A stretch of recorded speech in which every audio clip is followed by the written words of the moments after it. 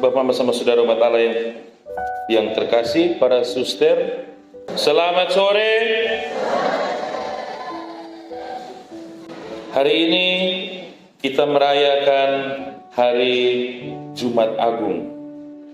Kita mengenangkan bersama penderitaan, pengadilan yang tidak adil yang dialami oleh Yesus, jalan salib dari Istana Pilatus menuju Bukit Golgota, penderitaan, sengsara, kematian Yesus, peristiwa Yesus dimakamkan, dan kesedihan, duka cita yang meliputi semua orang. Ada banyak orang, banyak tokoh yang terlibat dalam cerita Pasio, Injil tadi. Dan dalam renungan bersama kita sore hari ini, saya mengajak kita merenungkan bersama dua tokoh, yaitu dua orang penjahat yang disalibkan bersama dengan Yesus. Satu di sebelah kiri, satu di sebelah kanan Yesus. Kitab suci dan kita sekalian tidak mengetahui siapa dua penjahat itu, apa yang mereka lakukan sehingga mereka juga disalibkan bersama Yesus. Tetapi yang pasti bahwa ketika mereka bergantung di salib, satu orang di sebelah kiri dan satunya lagi di sebelah kanan, mereka berdua tentu meratapi hari Jumat Agung itu. Bagi mereka dua, hari itu adalah hari yang buruk, hari yang terkutuk. Mereka ditangkap, mereka dipermalukan, dan sekarang mereka disalibkan bersama dengan Yesus.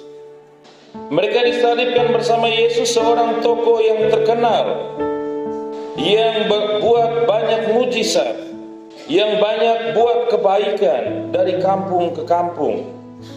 Maka tidak heran banyak orang yang hadir di Golgota. Semua orang menyaksikan mereka digantung bersama dengan Yesus di atas salib. Hari itu hari yang terkutuk, hari yang tidak baik, ketika mereka dipermalukan dan sekarang sudah bergantung di salib dan menunggu ajal. Bagi kedua penjahat ini, hidup ini tidak adil. Kita tidak tahu juga latar belakang kehidupan mereka masing-masing. Mungkin saja mereka dua lahir miskin. Mereka dua datang dari keluarga yang berlatar belakang kasta rendah, tidak dianggap, tidak dipandang dalam kehidupan bermasyarakat. Mungkin mereka bertumbuh tanpa pengharapan, tanpa kesempatan untuk menjadi manusia sukses, maka mereka berubah menjadi penjahat. Mungkin saja mereka dua itu tumbuh dalam keluarga yang berantakan, broken home. Bapak mamanya pisah, bapaknya selingkuh cari 02, mamanya juga cari 03 bersaing. Bisa jadi mereka dua ini bertumbuh dalam keluarga yang penuh kekerasan, sedikit-sedikit bapaknya tempeleng, tendang, pukul. Bapak dan mamanya dari buka mata pagi sampai tutup mata malam selalu baku ribut, piring terbang, gelas melayang, penuh dengan kekerasan verbal. Anak salah sedikit maki, mama juga mulut lincah sekali. Terantuk batu bukan yang keluar Yesus Maria Yosef, tapi PKI, LS. Mungkin mereka dua ini bertumbuh dalam penderitaan, tekanan batin, luka batin yang membuat kepribadian mereka tidak matang dan mereka menjadi penjahat. Mungkin mereka adalah korban dari keadaan, lahir di lingkungan yang keras dan akhirnya bertumbuh menjadi orang yang brutal dan arogan. Dan sekarang mereka sudah digantung di salib bersama Yesus. Di atas kayu salib mereka hanya bisa marah pada hidup, marah pada masyarakat yang menghukum mereka, marah pada orang-orang yang mengkhianati mereka, dan karena sudah dubu, sudah jalan buntu tinggal tunggu kematian, mereka juga marah pada Yesus. Kemarahan mereka itu diungkapkan dalam kata-kata yang mengolok Yesus.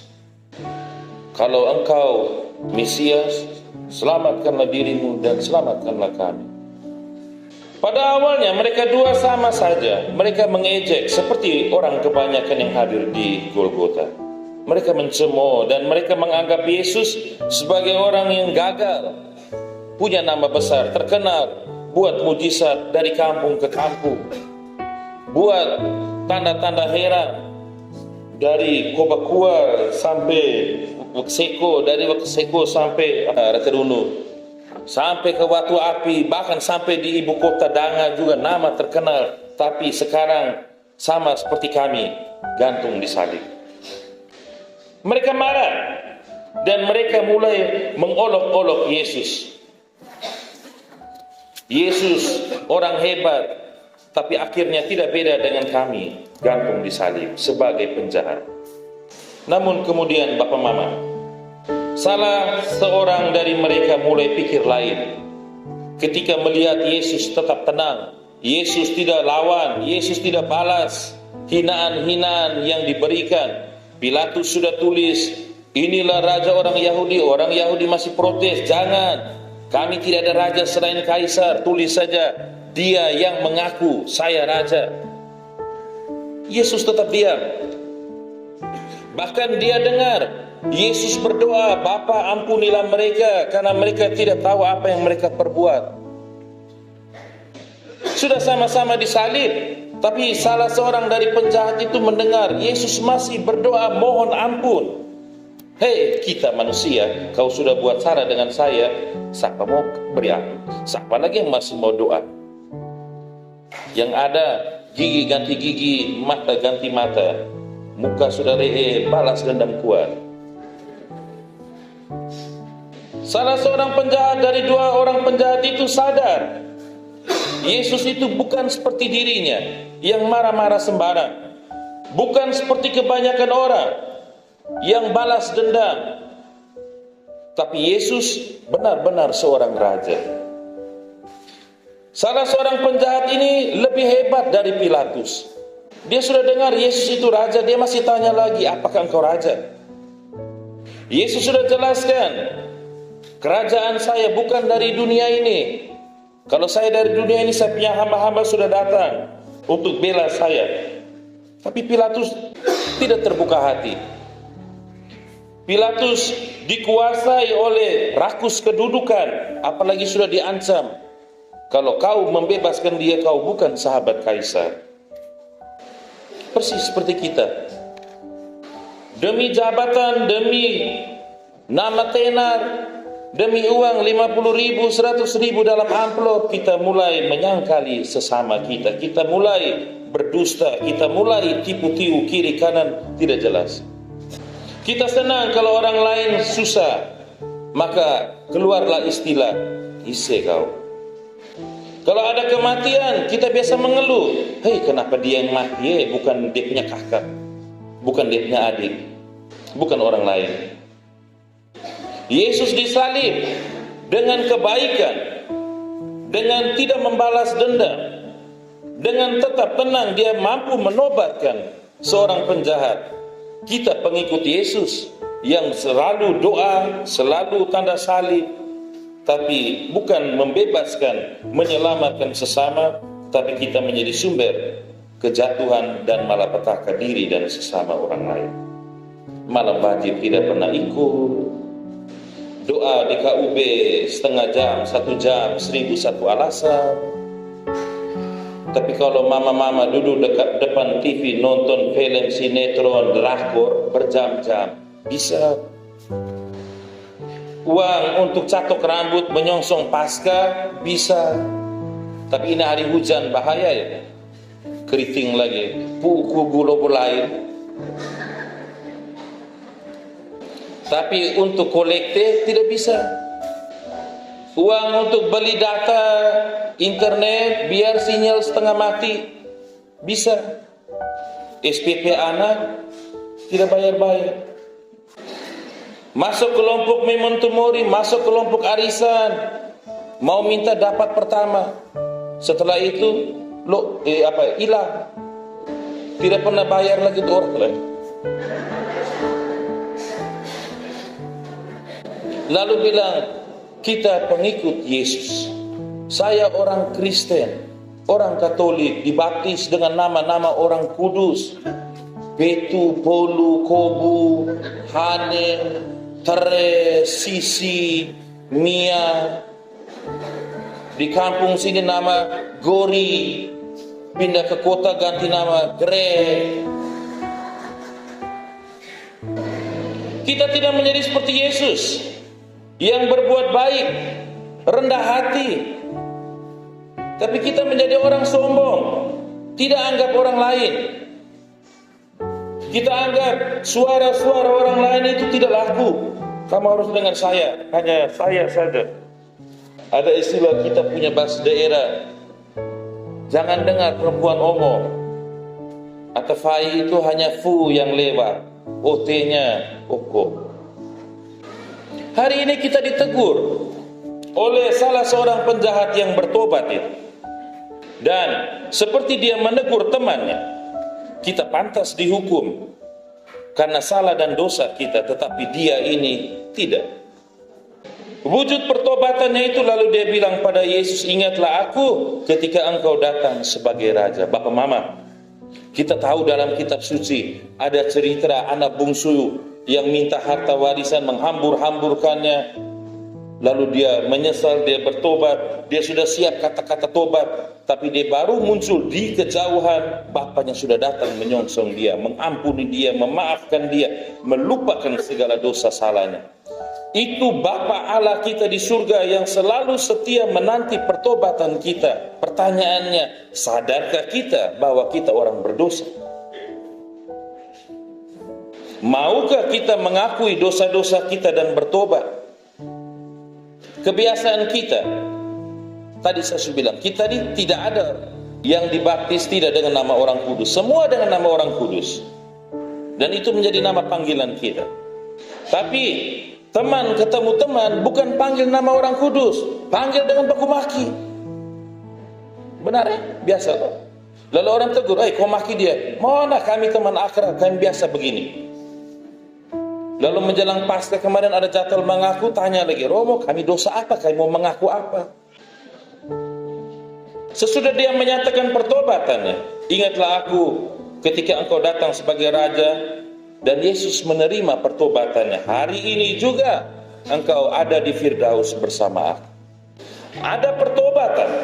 Jika ada kesungguhan untuk berubah, untuk memperbaiki hidup, saat ini juga kita berada di Firdaus. Tidak tunggu kita mati dulu. Firdaus kebaikan, Firdaus kebahagiaan di dunia ini. Bahagia hidup berdampingan dengan sesama, dengan anggota rumah, dengan anggota KUB. Jangan tunggu Tuhan cubit kita. Jangan tunggu Tuhan tempeleng kita dengan kejatuhan-kejatuhan, dengan celaka-celaka baru bertobat. Tetapi menemukan diri yang salah dan dosa, untuk kemudian bertobat dan memperbaharui hidup, Tuhan akan menerima kita. Firdaus akan tercipta dalam hidup kita. Dalam hitungan detik, penjahat yang tadinya adalah calon penghuni neraka berubah menjadi calon penghuni surga. Satu keputusan yang mengubah kekekalannya. Dua orang disalib, dua keputusan yang berbeda, satu selamat, satu binasa. Satu masuk surga, satu tetap dalam kutukan. Satu percaya, satu menolak Allah. Awalnya mereka sama, namun akhir hidup mereka berbeda. Bapak, mama, sama saudara, para suster, umat Allah yang terkasih, hidup ini bukan soal berapa lama kita ada di dunia, tetapi hidup ini soal kekekalan. Kitab suci bilang usia kita ini hanya 70 tahun, 80 tahun kalau kuat, 90 tahun bonus, 100 tahun itu bonus. Sudah tidak banyak orang sampai 100 tahun. Makan jagung sudah tidak enak, gigi sudah tidak ada. Tetapi dalam hidup yang sementara ini, banyak dari antara kita buat diri seperti penjahat, marah pada keadaan, marah pada hidup, juga marah pada Tuhan. Mengapa hidup saya susah? Mengapa saya ini gagal terus? Mengapa orang jahat selalu sukses, saya tidak pernah sukses? Kenapa saya lahir di keluarga seperti ini? Memang Karena kalau kita mau jujur, seringkali kita menjadi orang yang tidak tahu berterima kasih, tidak tahu bersyukur pada Tuhan. Menjelang ujian, di altar ini nih baca intensi mati punya. Mohon lulus ujian, mohon lulus tes PNS, mohon lulus P3K supaya gaji penuh, tidak ada potongan. Mohon lulus tes polisi, tentara, semua. Tapi setelah lulus, tidak ada satu amplop pun di altar. Syukur sudah lulus. Iuran tetap tunggak, kolektif tetap kecil, ada lagi kolektif tetap hanya lewat saja. Tapi waktu nyanyi, ini terimalah Tuhan persembahanku, hasil karyaku, kota kolektif lewat terus. Muka sudah mii lagi. Sama saudara umat Allah yang terkasih, kalau kita isi hidup kita hanya dengan penyesalan pada situasi yang ada, marah karena hidup yang tidak beruntung, maka kita akan kehilangan sesuatu yang jauh lebih penting. Penjahat yang bertobat mampu melihat kasih Allah. Dia bukan melihat pada keadaan dirinya sendiri, bukan menjadi orang yang egois. Dia sadar tidak ada waktu lagi untuk memperbaiki dirinya. Semuanya sudah terlambat. Dia sudah digantung di salib. Waktunya sudah habis. Tapi satu hal yang masih bisa dia lakukan adalah menyerahkan hidup sepenuhnya pada Allah. Itu saja sudah cukup. Dan itu ternyata yang menyelamatkan dia. Janji Firdaus langsung keluar dari mulut Yesus Tuhan. Hidup ini bukan soal berapa lama kita ada bertumbuh di dunia ini, tapi soal kemana kita akan pergi setelah hidup ini yang sementara ini berakhir. Jangan biarkan kekecewaan, kemarahan, iri hati, benci, dendam membutakan kita dari kasih Allah. Hari ini, di hari Jumat Agung ini, dengan merenungkan tokoh dua penjahat yang disalibkan bersama Yesus ini, kita tanya diri kita, saya ini ada pada posisi siapa? Penjahat yang tetap marah, tetap sesali hidup dan mati tanpa pengharapan? Atau penjahat yang memilih untuk percaya dan menerima anugerah Allah? Jangan terlambat dan jangan salah pilih. Kekekalan itu nyata. Hidup di dunia ini hanya sementara.